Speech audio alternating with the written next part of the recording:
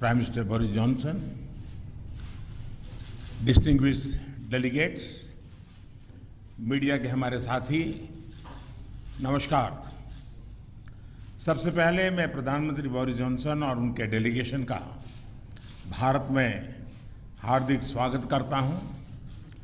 प्रधानमंत्री के रूप में भले ही यह उनकी पहली भारत यात्रा है, लेकिन एक पुराने मित्र के रूप में वे भारत को बहुत अच्छे से जानते हैं, समझते हैं। पिछले कई वर्षों से भारत और यूके के संबंधों को मजबूत करने में प्रधानमंत्री जॉनसन की बहुत महत्वपूर्ण भूमिका रही है। इस समय जब भारत अपनी आजादी का अमृत महोत्सव मना रहा है, प्रधानमंत्री बोरिस जॉनसन का यहां आना अपने आप में एक ऐतिहासिक पल है। और कल तो पूरे भारत ने देखा है कि आपने अपनी भारत यात्रा का शुभारंभ साबरमती आश्रम में महात्मा गांधी को श्रद्धा सुमन अर्पित करके किया। फ्रेंड, पिछले साल हमने दोनों देशों के बीच कॉम्प्रिहेंसिव स्ट्रेटेजिक पार्टनरशिप की स्थापना की थी और इस दशक में अपने संबंधों को दिशा देने के लिए हमने एक महत्वाकांक्षी रोड मैप 2030 भी लॉन्च किया था।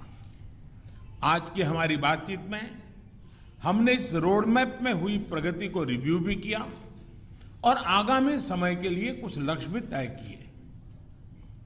फ्री ट्रेड एग्रीमेंट के विषय पर दोनों देशों की टीम्स काम कर रही है। बातचीत में अच्छी प्रगति हो रही है और हमने इस साल के अंत तक एफटीए के समापन की दिशा में पूरा प्रयास करने का निर्णय लिया है। पिछले कुछ महीनों में भारत ने यूएई और ऑस्ट्रेलिया के साथ फ्री ट्रेड एग्रीमेंट का समापन किया है। उसी गति, उसी कमिटमेंट के साथ हम यूके के साथ भी एफटीए पर आगे बढ़ना चाहेंगे। हमने रक्षा क्षेत्र में सहयोग बढ़ाने पर भी सहमति व्यक्त की है। रक्षा क्षेत्र में मैन्युफैक्चरिंग, टेक्नोलॉजी, डिजाइन और डेवलपमेंट सभी क्षेत्रों में यूके द्वारा आत्मनिर्भर भारत के समर्थन का हम स्वागत करते हैं। फ्रेंड्स, भारत में चल रहे व्यापक रिफॉर्म्स हमारे इंफ्रास्ट्रक्चर मॉडर्नाइजेशन प्लान और नेशनल इंफ्रास्ट्रक्चर पाइपलाइन के बारे में भी हमने चर्चा की। हम यूके की कंपनियों द्वारा भारत में बढ़ते निवेश का स्वागत करते हैं और इसका एक उत्तम उदाहरण हमें कल गुजरात में हालोल में देखने को मिला।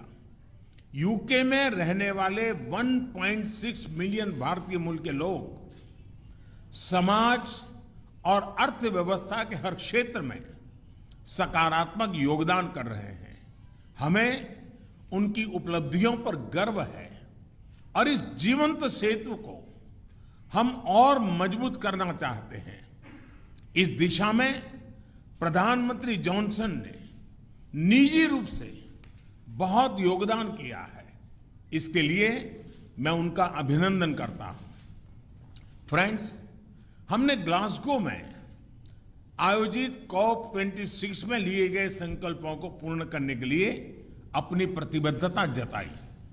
आज हमने अपने क्लाइमेट और एनर्जी पार्टनरशिप को और अधिक गहन करने का निर्णय लिया। हम यूके को भारत के नेशनल हाइड्रोजन मिशन में शामिल होने के लिए आमंत्रित करते हैं और हमारे बीच स्ट्रेटेजिक टेक डायलॉग की स्थापना का मैं हृदय से स्वागत करता हूं। फ्रेंड्स, आज हमारे बीच ग्लोबल इनोवेशन पार्टनरशिप के इम्प्लीमेंटेशन अरेंजमेंट्स का समापन एक बहुत महत्वपूर्ण पहल साबित होगी। यह अन्य देशों के साथ हमारी विकास साझेदारी को और मजबूती प्रदान करेगा। इसके तहत तीसरे देशों में मेड इन इंडिया इनोवेशंस के ट्रांसफर और स्केलिंग अप के लिए भारत और यूके $100 मिलियन तक को फाइनेंस करेंगे। इनसे सस्टेनेबल डेवलपमेंट गोल्स की प्राप्ति में और क्लाइमेट चेंज से निपटने के प्रयासों में भी मदद मिलेगी। ये हमारे स्टार्टअप्स और एमएसएमई सेक्टर के नए मार्केट्स तलाशने और अपने इनोवेशंस को ग्लोबल करने में बहुत उपयोगी सिद्ध होगा। फ्रेंड, हमने क्षेत्रीय और वैश्विक स्तर पर हो रहे अनेक डेवलपमेंट्स पर भी चर्चा की। एक free, open, inclusive and rule based order पर आधारित इंडो पैसिफिक क्षेत्र बनाए रखने पर हमने जोर दिया। इंडो पैसिफिक ओशन इनिशिएटिव से जुड़ने के यूके के निर्णय का भारत स्वागत करता है। हमने यूक्रेन में तुरंत युद्ध विराम और समस्या के समाधान के लिए डायलॉग और डिप्लोमेसी पर बल दिया।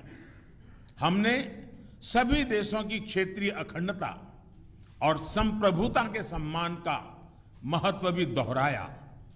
हमने एक पीसफुल, स्टेबल और सिक्योर अफगानिस्तान और एक इंक्लूसिव और रिप्रेजेंटेटिव गवर्नमेंट के लिए अपना समर्थन दोहराया।